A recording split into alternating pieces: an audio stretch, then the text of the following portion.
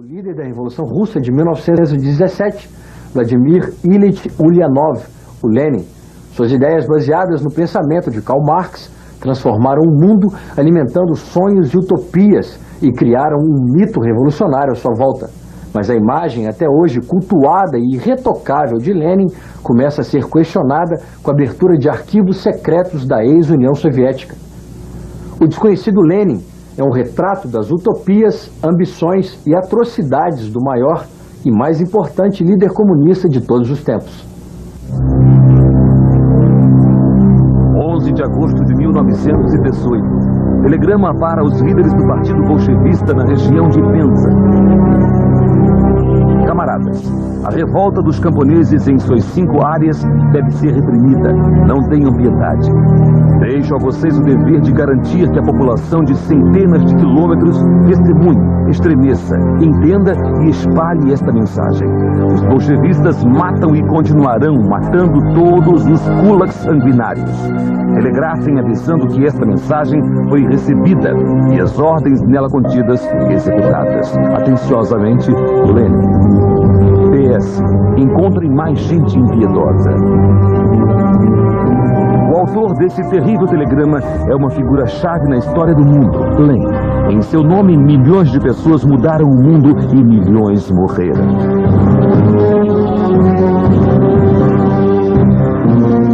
O acesso aos arquivos e testemunhos de sobreviventes que concordaram em conversar conosco nos permitiram formar um retrato do pai da Revolução Russa. Um retrato que vira o mito de cabeça para baixo. Expor Lenin é revelar o século, suas ambições, utopias, ilusões e barbaridades em nome da ideologia.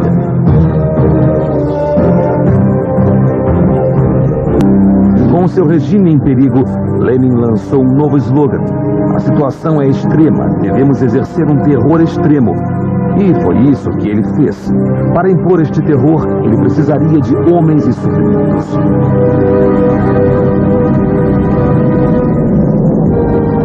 Ele começou reunindo milhares de camponeses em seu novo exército vermelho, enquanto batalhões especiais varriam o país confiscando animais e colheitas, em especial de trigo e milho.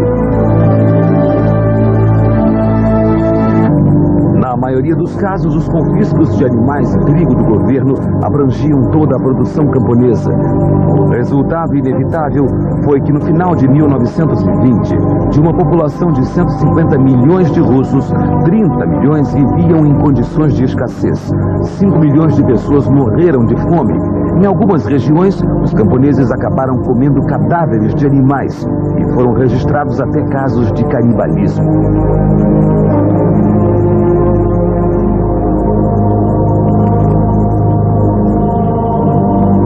Deixando os camponeses russos morrerem de fome, Lenin atingia um duplo objetivo. Ele reprimia regiões inteiras onde encontrava opositores e colocava o único obstáculo real ao poder supremo aos seus pés, a Igreja Ortodoxa. Daqui a pouco, Lenin declara guerra à Igreja Ortodoxa Russa e confisca todos os seus bens. Nas cidades, as greves são duramente reprimidas pelo governo bolchevista. A formação da Internacional Comunista alimenta ainda mais o sonho de Lenin de uma revolução mundial. Em uma longa carta endereçada ao seu Politburo, Lenin deixa clara sua posição. O desespero causado pela fome mudará a atitude pública. Esta é a única maneira. Concluo que é hora de desapropriar todos os bens da igreja e destruir o clero de uma maneira tão decisiva e impiedosa que sua lembrança viverá para sempre. Quanto mais gente da igreja aniquilarmos, melhor para nós. Assinado, Lenin.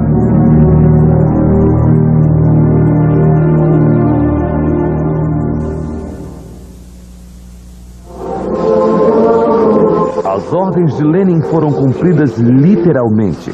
Os bens da igreja foram desapropriados sob o pretexto de que seriam vendidos para comprar comida para o povo. Os membros do clero foram presos, encarcerados e executados com ou sem julgamento. O que não está nos registros históricos é que os salários escandalosos e a ditadura de mãos de ferro do Partido Comunista abriram os olhos dos trabalhadores e eles usaram a única arma de que dispunham para manifestar sua oposição ao regime, o poder de greve. Pragmático como sempre, Lenin não hesitou. Esquecendo a doutrina socialista que devia abraçar, ele usou seu exército para acabar com as greves e os direitos sindicais, rotulando todos os grevistas de desertores. No Pravda de 12 de fevereiro de 1920, ele escreveu: o melhor lugar para os grevistas, esses vermes, esses mosquitos da febre amarela, é o campo de concentração. E mais uma vez, Lenin se atém às suas palavras. Batidas matinais maciças e prisões de grevistas e inimigos da revolução em potencial têm lugar por todo o país. Muitos eram fuzilados sem interrogatório, outros iam aumentar a população carcerária e logo chegaria à saturação.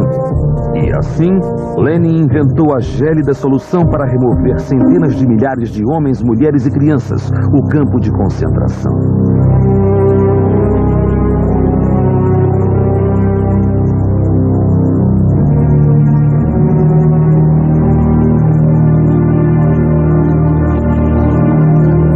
Nos arquivos do partido em Moscou, na seção reservada a Lenin, que abrange diversas salas fortificadas no subsolo, dentre 35 mil documentos escritos e assinados por Lenin, encontramos um decreto datado de março de 1919.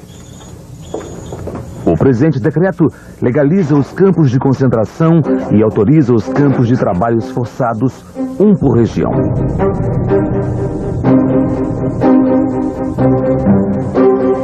Ele foi assinado por Vladimir Ulyanov, entre parênteses, Lenin, e foi ratificado por Felix Dzerzhinsky, chefe da polícia política.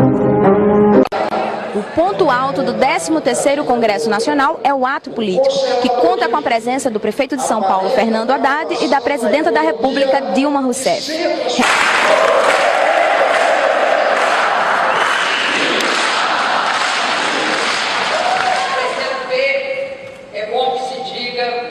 Foi o único partido, além do PT, que esteve ao lado do presidente Lula em todas as eleições desde 1989.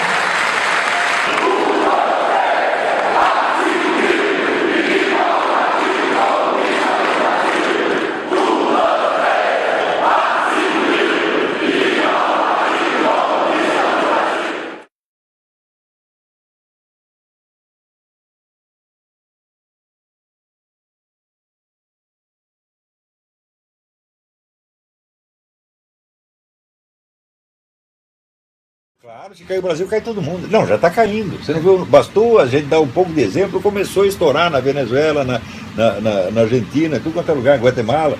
Né? Nós vamos tirar essa gente daí. Nós não podemos permitir, esses caras são sanguessugas, por natureza.